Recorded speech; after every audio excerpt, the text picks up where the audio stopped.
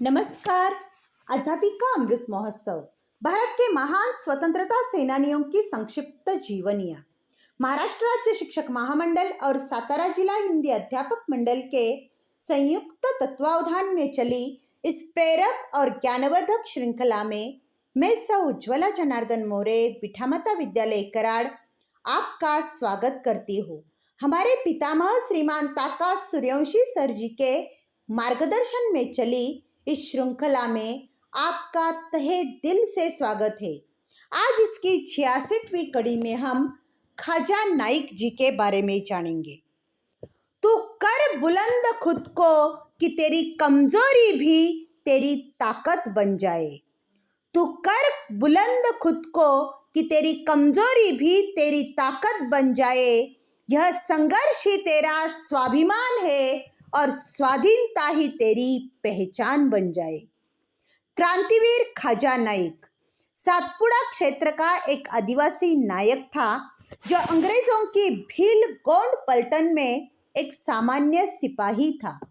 उन्हें सेंधवा जामली चौकी से सिरपुर चौकी तक के 24 मील लंबे मार्ग की निगरानी का काम सौंपा गया था। ख्वाजा ने 1831 से 1851 तक इस काम को पूरी निष्ठा से किया था। उनके पिता गुमान सिंह ब्रिटिश सेना में सुरक्षा अधिकारी के रूप में कार्यरत थे। ब्रिटिश सरकार ने मुंबई आगरा सड़क पर शिरपुर सेंधवा घाट की सुरक्षा की जिम्मेदारी उन पर दी थी। इस घाट से अंग्रेजों द्वारा इकट्ठा किया गया राजस्व और साथ ही साथ दिल्ली और आगरा के कई व्यापारियों के खजाने मुंबई ले जाया करते थे। ब्रिटिश सरकार ने उनकी ईमानदारी को पहचानते हुए आगे यह जिम्मेदारी उनके बेटे काजन सिंह यानी ख्वाजा सिंह को सौंप दी थी। इसी नौकरी के दरमियान एक बार गश्त के दौरान उसने एक व्यक्ति को यात्रियों को लूटते हुए देखा। इससे वह इतना भड़क गया और उस चोर को पीटना शुरू कर दिया। बिना सोचे समझे वे उस पर टूट पड़े और इसी में उस अपराधी की मौके पर मौत हो गई। उस समय के ब्रिटिश कानून को अपने हाथों में लेने के लिए ब्रिटिश सरकार ने ख्वाजा सिंह को 10 साल की सजा सुनाई। सजा के दौरान उनके साथ जेल में किए गए बर्ताव की वजह से उनके मन में ब्रिटिशों के खिलाफ नफरत बैठ गई और यहीं पर देशभक्ति की चिंगारी ने जन्म लिया और यही आगे ज्वाला बनकर उनके अंदर धधकने लगी। 1855 में सजा काटने के बाद वे छूट गए। उस वक्त 1857 की क्रांति का माहौल गर्म होने लगा था। ख्वाजा नाइक ब्रिटिशों के खिलाफ हो चुके थे। वह मराठा सेनापति तात्या टोपे और क्रांतिकारियों के संपर्क में आ गए और उनके निर्देश मिलते ही उन्होंने विद्रोह का झंडा फहरा दिया। भीमा नाइक, मेवशा नाइक जैसे अपने साथियों से मिलकर उन्होंने 2200 से लेकर 2500 तक भीलों को इकट्ठा किया और ब्रिटिश खजानों को लूटना शुरू कर दिया और हनुमंतराव भील को साथ लेकर अंग्रेजों से युद्ध की अपील की। आसपास के गांवों में क्रांतिकारी ज्वाला और अंग्रेजों के मन में आतंक पैदा करने के लिए उन्होंने सेंधवा घाट के क्षेत्र को अपने कब्जे में ले लिया। उत्तर और दक्षिण भारत में जाने वाली ब्रिटिश रसद को अवरुद्ध कर दिया और अंग्रेजों के बजाय खुद उस इलाके पे नियंत्रण करके कर वसूल करना शुरू कर दिया। उसी दरमियान होलकर के राज्य से अंग्रेजों द्वारा इकट्ठा किया गया फिरौती का खजाना मुंबई ले जा रहे थे। क्रांतिवीर ख्वाजा नाइक द्वारा यह खजाना लूटा गया। यह लगभग 70 लाख रुपए था।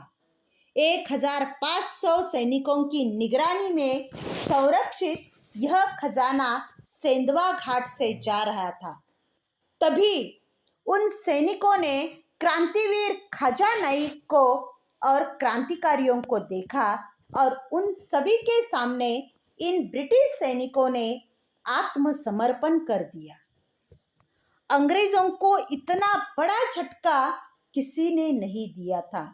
अंग्रेज घबरा गए और उन्हें विश्वास हो गया कि यदि क्रांतिकारी खाजा नाइक नहीं रुके तो भारत में सत्ता नहीं टिकेगी।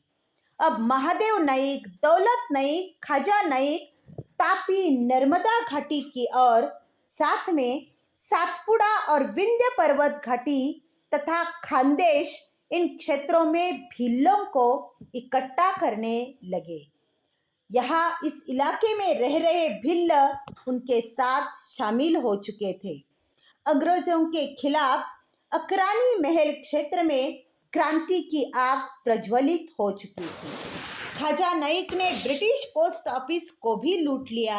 इतना ही नहीं, अंग्रेजों के संचार पर प्रभाव डालने के लिए तार यंत्रणा को बर्बाद कर दिया। इससे ऐसा लगा जैसे इस क्षेत्र में ब्रिटिश सरकार का प्रभुत्व और अस्तित्व समाप्त हो गया हो। उन्होंने खजाने से लूटे गए धन से अपनी सेना के लिए हथियार खरीदना शुरू किया और बचा धन उन्होंने गरीबों में बांट दिया। जबकि ब्रिटिश सरकार हर जगह थी तो किसी में इतनी ताकत नहीं थी कि वह अपनी सेना के खिलाफ विद्रोह खड़ा कर सके। लेकिन खाजा नाइक ने युवाओं को एकजुट किया और साहूकारों और व्यापारियों से लूटा हुआ खजाना गरीबों में दान में दे दिया। कई कारणों से खाजा नाइक कम समय में युवाओं के बीच काफी लोकप्रिय हो गए थे।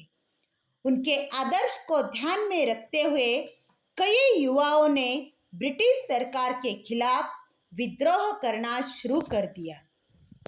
ब्रिटिश सरकार परेशान थी। उन्होंने इस पर 2000 रुपये इनाम की घोषणा भी कर दी थी। अब अंग्रेजों ने इस विद्रोह को दबाने के लिए अस्थायी प्रयास शुरू कर दिए थे। खानदेश में ब्रिटिश सैनिकों की पलटन बढ़ा दी गई और कई ब्रिटिश अधिकारी भी नियुक्त किए गए और उन्हें आवश्यक कार्रवाई करने के पूरे अधिकार दे दिए गए। इतना ही नहीं, खानदेश की महादेव कोली जनजाति की एक पलटन भी भीलों से लड़ने के लिए बनाई गई थी। महादेव कोली और अंग्रेज सैनिक भीलों को जगह जगह घेर कर उनकी ताकत कम कर रहे थे।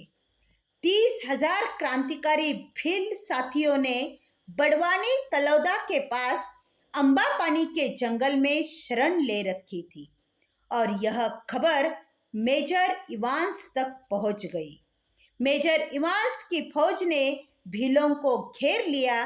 वे पास अचानक हुए इस हमले से भील अपनी गोफन, पत्थर और भिलखियों और कुछ बंदूकों के आधार पर लड़ने के लिए तैयार हो गए। लेकिन अंग्रेजों की तैनात सेना और उनकी बंदूकों के खिलाफ भील सेना टिक नहीं सकी। लेकिन उन्होंने बड़ी हिम्मत से लड़ाई लड़ी और 2 ब्रिटिश अधिकारियों और 1800 सैनिकों को मार गिराया। भीलों को बहुत कष्ट हुआ। 2460 महिला पुरुषों को ब्रिटिश सेना ने जेल में डाल दिया। खाजा नाइक की पत्नी, उसके साथियों को कैद कर लिया गया। खाजा नाइक का बेटा पोलाद सिंह इस लड़ाई में शहीद हो गया। 1500 से अधिक कैदियों को मौके पर ही ब्रिटिश सैनिकों ने गोली मारकर उनकी हत्या कर दी। क्रांतिवीर खाजा नाइक अपने असंख्य साथियों के वध और अपने परिवार के वियोग को देखकर भी नहीं रुके। वे शिरपुर में ब्रिटिश सैनिकों का राजकोष लूटने में लग गए। उनकी यह ब्रिटिशों के खिलाफ लड़ाई चलती रही। इसी दौरान 2500 भील सैनिकों को अंबापानी जंगल में ब्रिटिश सैनिकों ने घेर लिया। इसमें ख्वाजा नाइक भी शामिल थे। उस वक्त 1570 लोग और ख्वाजा नाइक इन सबको ढोलकी के आवाज के साथ गोली मारी गई और उनके सिर काटकर सेंधवा के किले के बाहर उन्हें फेंक दिया गया, ताकि जो कोई भी फिर से ब्रिटिशों के खिलाफ विद्रोह करेगा यही उसका भाग्य होगा। यह चेतावनी थी ब्रिटिशों के ओर से। ख्वाजा नाइक अंतिम समय तक ब्रिटिशों से लड़ते रहे और उनके साथ लड़ाई में ही शहीद हो गए थे। ऐसे महान क्रांतिकारी ख्वाजा नाइक को हमारे कोटि कोटि प्रणाम। जय हिंद।